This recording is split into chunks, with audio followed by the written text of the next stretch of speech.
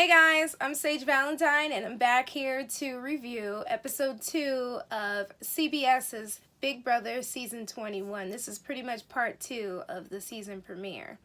If you missed the season premiere and you want to see that episode's review, definitely click on the link below where I have a playlist of my Big Brother 21 reviews so far, and when you get a chance next Monday, tune in to watch me talk all about the feeds, all on TV Co.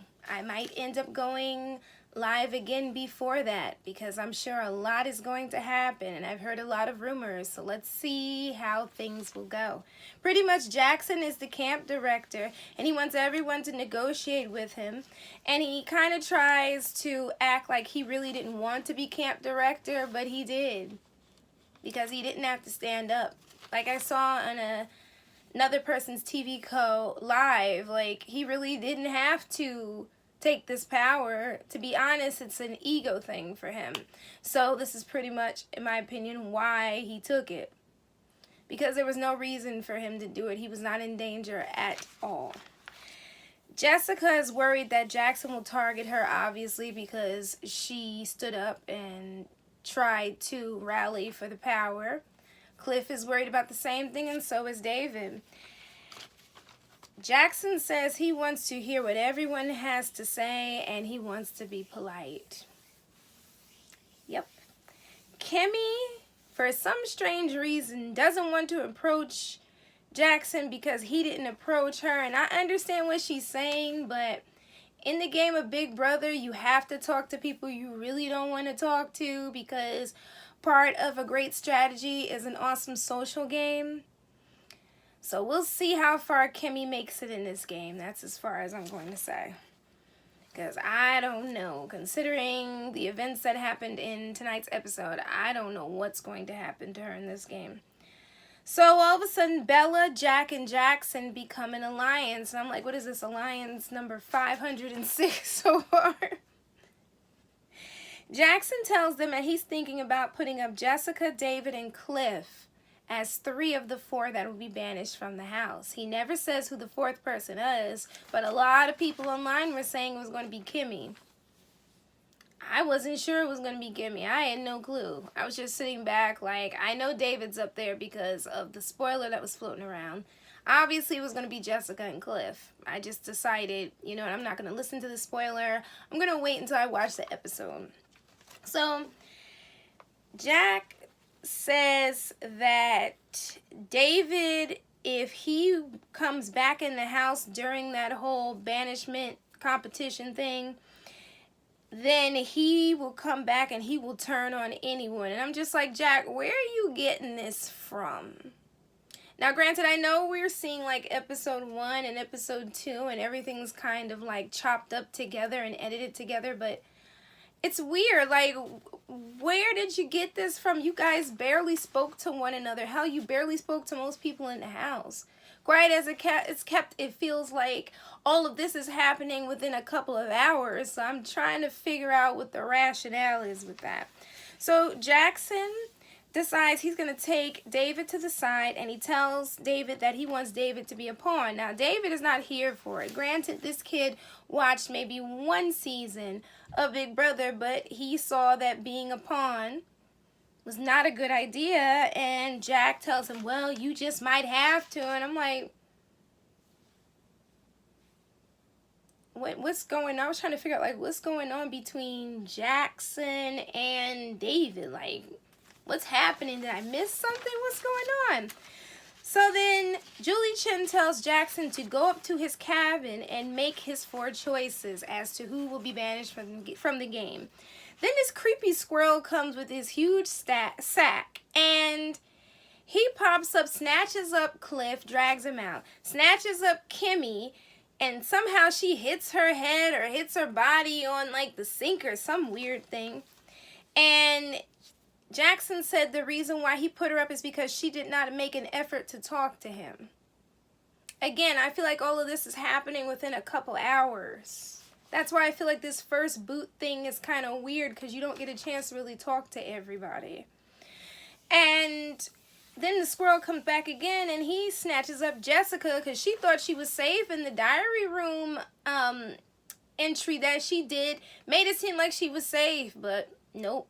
As she was saying, like, oh, it seems like I'm safe, all of a sudden, right over her head. Then the squirrel comes in and snatches up David. Now, the whole concept of this, like, banishment thing is that they're in the darkness and they're listening to Julie Chen speak, and they basically have to feel their way out of this forest into like a second forest, and then they have to go through a whole thing and go back into the house. But there are a lot of booby traps. There's one with like honey, there's one with feathers, and there's one with like clowns. Now I'm good with clowns. Clowns fine with me. The honey thing, it's kind of ill. The feathers thing is and I'm not too like shaky shady about darkness, so I think I probably could get through it. But then again, I don't want to play Big Brother because Big Brother is really, really hard. I'm just saying for that competition. So anyway, Cliff is the first to return. And then he shaded Frank, one other house guest, and Jody about being voted out early. And I'm just like, you know, Jody got voted out early based on a twist that happened during her season. Like, she never got a chance to talk to anybody for very long. They went straight into that competition, and she was the odd woman out, so to speak.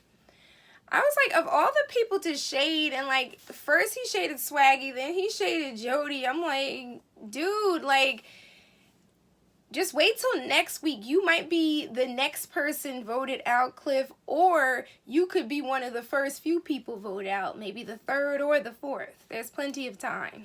Plenty of time.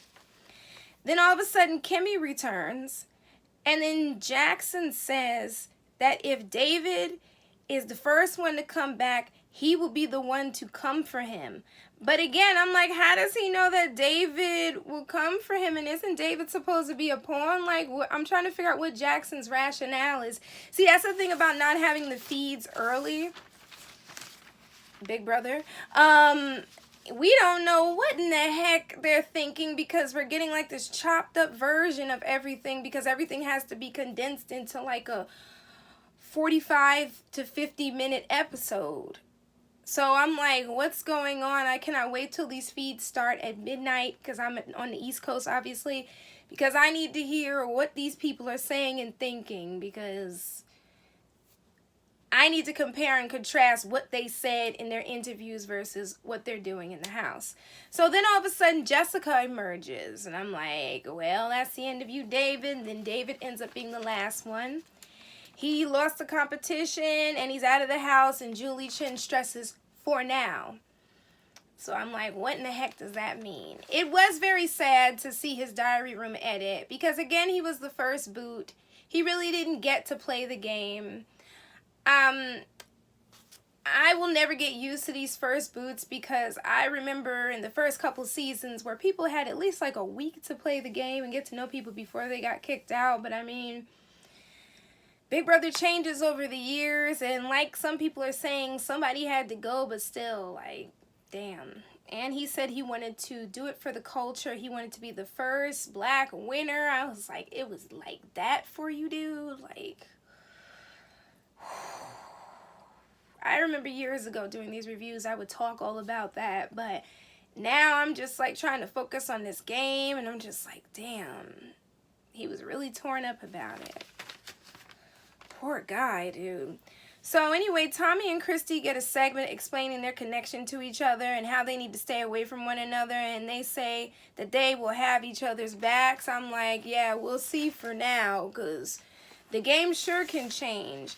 And then there's also the part where Big Brother may clue in some other house guests to these two's connection somehow, some way, if you get where I'm going. So if I was them, I would avoid one another like the plague. I wouldn't even talk to the other person for too long if we were in the same room, which I think they do stay in the same room, but still, like,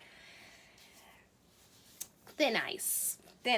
And all I can think of is like the whole America's Player thing, the twin twist, and all those other twists where Big Brother slowly but surely clued in the other house guests as to what was going on. If you get my drift, yeah. Good luck to those two. So Jack and Nick agree that getting David out was smart, and they agree with Jackson. And I'm like, again, like, how is David the biggest threat in the house? Like, there's other guys in the house. Like, I'm trying to understand this. A few hours in this house, you see this dude once or twice, and you think he's shaky shady. Like, strange. So then all of a sudden, this alliance pops up with Jackson, or as he's called, Michi or something, Nick, Holly, Bella, and Christy. I'm like, so this is Alliance 500 million and 7. Then we get the first HOH competition. Jackson is safe from eviction this week, and because he is the camp director, he gets to pick the pairs that play together. So he pretty much picks everybody, and then it comes down to Christy and Kimmy, who are basically grouped together towards the end. So once everybody gets together and they're hanging on this totem thing, and Big Brother decides to play color war, where they start like spraying all this like powdered color and raining all this paint down on them, and all I can think of is poor Kimmy's hair. Poor Kimmy's weave. I know that weave is just all messed up, because it's very easy for things to get in and under the weave. That's going to require a lot of washing. It's going to be a long and messy and arduous thing. Very messy. So all of a sudden, Christy is house HOH. I said, what the heck was I saying with Christy is house HOH? Christy becomes HOH. And I'm just like, okay. I'd be happy about this, but Christy's with the majority, so you pretty much know where she's going at this point. There have been a lot of leaks and such about what's happening and what will be happening in the house. I'm staying away from them because I want to see these feeds, and I'm going to sit back, relax, and watch. But I'm probably repeating myself when I say this, but I'm trying to figure out why David was the target. I'm sure you guys will put down quite a few reasons why, one in particular I'm thinking of. But, yeah, I want to know, why was he the target? Like, what did he do or say in the first couple hours for them to think that? Or was he just the easy target for the moment? And before I end this video, the one thing I wanted to say to you guys too is that all Jackson had to do, and I'm probably repeating myself again, was sit down and chill and not take that power. But of course he went for the power, and now he has all this blood on his hands, and he's talking about this alliance and them working together. But the one thing I've noticed about these house guests after watching 2 episodes is that they seem to run back and forth and back and forth and back and forth, and there's no real solid alliance. I think the only real solid alliance is probably Jack and Jackson for now. But these people seem to be running to who has the power, who doesn't have the power, and they think they have a power now. And the thing about Big Brother is that a lot of times Big Brother likes to allow a certain group of people to think that they're on top of the world, on top of the moon. And in reality, they do something in the game to switch it around, and all of a sudden another group gets power. And people run from that alliance to another alliance. If you've watched Big Brother as long as I have, you know what I'm talking about. If you haven't, just think about all the past couple seasons, how whenever somebody has the power, everybody runs to that person. And this one has the power, they run to that person. It's even worse with this because, as I said in my video about the interviews, there are too many people who want to lay back and not really play this game. So you're going to have a lot of people looking to one person to make a move. But when things shift and things change and that person becomes the enemy, it's going to be ugly. So far I'm feeling this season because I don't know what the heck is going to happen. And I enjoy speculating. And yes, I will be watching the feeds when they go live at midnight. I love you all. Take care. And I should be watching Amazing Race because they're like 16 minutes into, I think this is the finale. But I had to come on here and do this review video. So you all take care, and I will be back to do another review on Sunday. So love you guys. Take care. Bye, guys. Bye. Oh, also, Monday, TV Co. 7 p.m. I'll be going live. Check the link below. Upload it to your phone. Enjoy. Bye, guys. Love you all. Bye.